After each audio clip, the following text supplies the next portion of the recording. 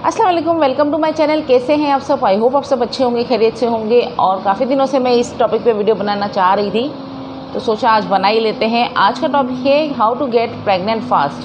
Pregnant होने के लिए क्या करना चाहिए, क्या ज़रूरी होती है, वो कौन सी टिप्स है जो आपको फॉलो करनी चाहिए जिससे आप हेल्दी बेबी को डेवलप कर सकते हो, हेल्दी बेबी आपका बॉर्न होगा। ठीक है, तो मैं आपको 7 ऐसी टिप्स दूंगी जो आपको फॉलो करना है। ये वीडियो हर फीमेल के लिए इम्पॉर्टेंट होगी, जो भी कंसीव करना चाह रहे हैं, जो फैमिली प्लान करना चाह रहे हैं, जिनकी शादी हो चुकी है या जिनकी शादी होने वाली है, सबके लिए ये वीडियो बहुत ज़्यादा इन्फॉर्मेटिव होगी। तो चलें आज की वीडियो को हम स्टार्ट करते हैं। और सबसे पहला पॉइंट है, सबसे पहले जब भी आप अपनी फैमिली प्लान करोगे, आप प्लान करोगे कि मुझे अब बेबी कर लेना चाहिए, तो आप क्या करोगे उस टाइम? सबसे पहले आप डॉक्टर के पास एक विज़िट करोगे। ठीक है, डॉक्टर के पास विज़िट क्यों करेंगे? डॉक्टर के पास विज़िट इसलिए करेंगे क्योंकि डॉक्टर आपके जो ज़रूरी चेक, ब्लड टेस्ट वगैरह हैं, हार्मोनल टेस्ट वगैरह हैं, वो सारे डॉक्टर कर ले कि आपको कोई प्रॉब्लम तो नहीं है, जैसे PCOS है, थायराइड है, ये सारी चीज़ें होती है जो पता चले, या किसी चीज़ की डेफिशिएंसी है आप में, विटामिन डी की, कैल्शियम की, ये सारी चीज़ें हमें डॉक्टर के पास विज़िट करने के बाद और टेस्ट करवाने के बाद पता चलती है। ठीक है, तो सबसे पहले तो आपको डॉक्टर के पास एक विज़िट करना है। डॉक्टर आपके सारे ज़रूरी टेस्ट करवा लेगी। ठीक है, इसके बाद ये होगा कि डॉक्टर आपको कुछ मेडिसिन देगी। मेडिसिन में सबसे इम्पॉर्टेंट मेडिसिन होती है फॉलिक एसिड। फॉलिक एसिड जो बच्चे की ग्रोथ डेवलपमेंट के लिए बहुत ज़रूरी होती है, बच्चे में एबनॉर्मलिटीज़ से बचाती है बच्चे को, और जो बच्चे की न्यूरल ट्यूब है और ब्रेन है उसको सही से डेवलप करने में हेल्प करती है। तो फॉलिक एसिड आपको प्रेगनेंसी से कम 3 महीना पहले खाना शुरू कर देना चाहिए, अगर आप हेल्दी बेबी चाहते हो, हेल्दी बच्चा हो, बच्चे में कोई डिफॉर्मिटी ना हो, तो उसके लिए ज़रूरी है कि आप फॉलिक एसिड 3 महीना पहले स्टार्ट कर दो। तो उसके लिए आप डॉक्टर से कंसल्ट करोगे। फॉलिक एसिड के अलावा भी कुछ विटामिन्स की अगर कमी होगी तो डॉक्टर आपको मल्टीविटामिन्स देगी, लेकिन डॉक्टर से पूछे बगैर कोई भी मल्टीविटामिन्स अपनी मर्ज़ी से नहीं लेने हैं। ठीक है, ये हो गया पहला point. Second, get to know your cycle.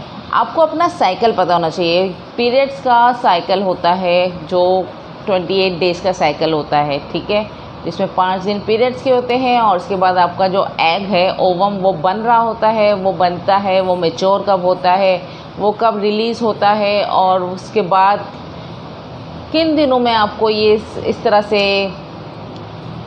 करना चाहिए, अपने पार्टनर के साथ मिलना चाहिए, तो आपको प्रेगनेंसी जल्दी होगी।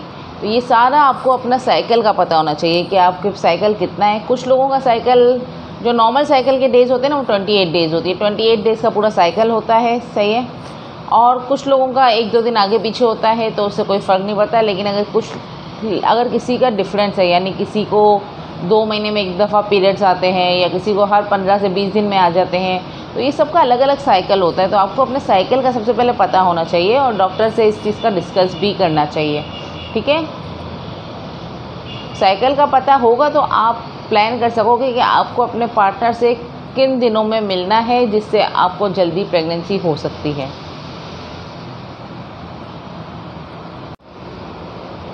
थर्ड पॉइंट, कुछ लोग कहते हैं कि आप इस पोजीशन में मिलो, हस्बैंड के साथ मिलो, या उस पोजीशन में मिलो तो आपको जल्दी प्रेगनेंसी होगी। तो इससे कुछ नहीं होता। आप किसी भी पोजीशन में करोगे तो आपको प्रेगनेंसी हो जाएगी। तो पोजीशन की बिल्कुल परवाह ना करो, बस अपनी कंफर्ट देखो कि जिस पोजीशन में आप कंफर्टेबल फील करो, आप उस पोजीशन में मिलो। कोई पोजीशन के लिए कोई हार्ड एंड फास्ट रूल नहीं है कि आपको किस तरह से करना है और किस तरह से नहीं करना है। जब आप अपने पार्टनर से मिल लेते हो, यानी इंटीमेट होने के बाद, सही है, क्या करना होता है कि बेड पे तकरीबन 15 से 20 मिनट आप लेटे रहोगे। आपकी लेग्स थोड़ी सी ऊपर की तरफ होंगी।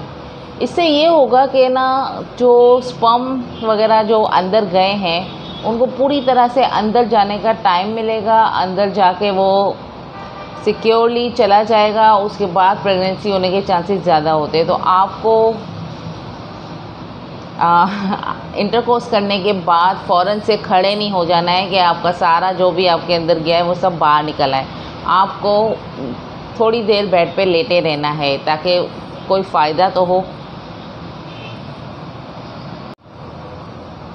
अच्छा, आपके जो पीरियड्स के डेज़ होते हैं, आप अपना ओव्यूलेशन साइकिल पता कर लेते हो, उसके बाद आपके जो पीरियड्स के डेट्स होते हैं, यानी कि पीरियड्स के फर्स्ट डे से आप काउंट करोगे, जो आपका 10th डे होगा।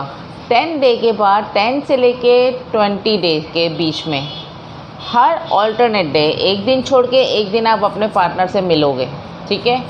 डेली करने की ज़रूरत नहीं होती, डेली करने का नुकसान होता है, कोई फ़ायदा नहीं होता, क्योंकि अगर आप रोज़ करोगे तो स्पर्म्स इतने ज़्यादा मैच्योर नहीं होते कि वो अंदर जाके प्रेगनेंसी कर सकें, ठीक है। वो उससे पहले ही स्पर्म्स की डेथ हो जाती है। इसलिए एक दिन छोड़ के एक दिन अगर आप करोगे तो जो स्पर्म्स होंगे वो अच्छे से मैच्योर होंगे, वो अंदर जाने की सलाहियत रखेंगे और प्रेगनेंसी को कोप कर सकेंगे, यानी प्रेगनेंसी कर सकेंगे।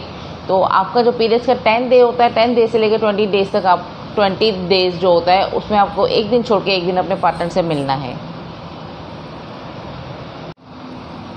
स्ट्रेस नहीं लेना है, स्ट्रेस फ्री रहना है, स्ट्रेस को जितना हो सके कम करने की कोशिश करें, क्योंकि स्ट्रेस जब आप लोगे ना तो आपका ओव्यूलेशन जो होता है ना उसको वो डिस्टर्ब करता है। स्ट्रेस आपके हार्मोन्स को डिस्टर्ब करता है।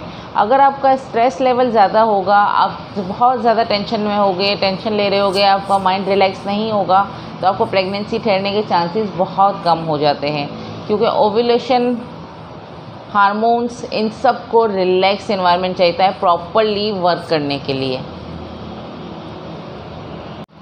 लास्ट पॉइंट ये है कि आपको अगर कंसीव करना है तो उसके लिए आपको एक हेल्दी लाइफस्टाइल की तरफ आना होगा। आप कैफ़ीन को कम कर दो, चाय, कॉफ़ी, जो भी शुगरी ड्रिंक्स होते हैं उसको हटा दो, स्मोकिंग है स्मोकिंग को बंद कर दो, ठीक है। इसके अलावा आपको फ्रूट्स और वेजिटेबल्स का यूज़ ज़्यादा करना है और हेल्दी डाइट खानी है। प्रोसेस्ड जितनी भी चीज़ें होती है उसको आप कट ऑफ करो और एक हेल्दी डाइट की तरफ आओ। हल्की फुल्की एक्सरसाइज करो। अगर आपका वेट बहुत ज़्यादा है तो उस वेट को थोड़ा सा कंट्रोल करने की कोशिश करो। अगर वेट कम है तो उसको बढ़ाने की कोशिश करो, लेकिन हेल्दी डाइट के साथ, जंक फूड या प्रोसेस्ड फूड के साथ नहीं।